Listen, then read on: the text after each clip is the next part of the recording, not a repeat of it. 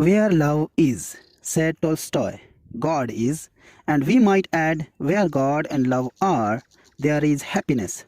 So a practical principle in creating happiness is to practice love. A genuinely happy man is a friend of mine, H.C. Matron, who with his equally happy wife, Mary, travels throughout the country in the course of his work.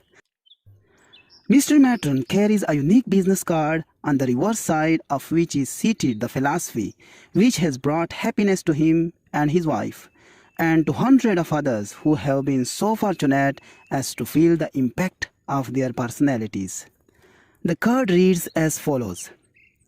The way to happiness: keep your heart free from hate, your mind from worry, live simply, expect little, give much, fill your life with love, scatter shine, forget self, think of others.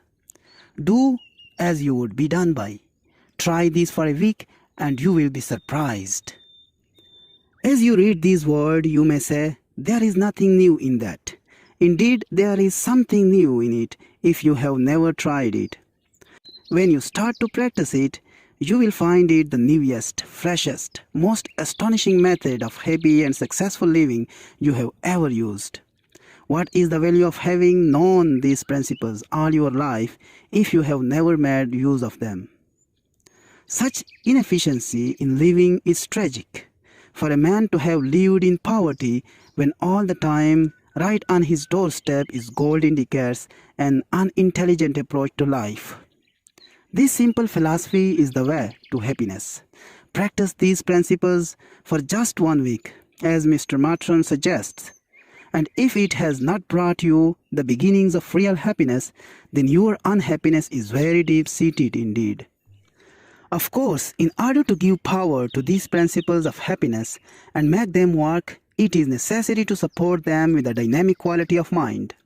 You are not likely to secure effective results, even with spiritual principles, without spiritual power. When one experiences a dynamic spiritual change inwardly, success with happy producing ideas become extraordinarily easy. If you begin to use spiritual principles, however awkwardly, you will gradually experience spiritual power inwardly. I can assure you that this will give you the greatest source of happiness you have ever known. It will stay with you too as long as you live a God-centered life.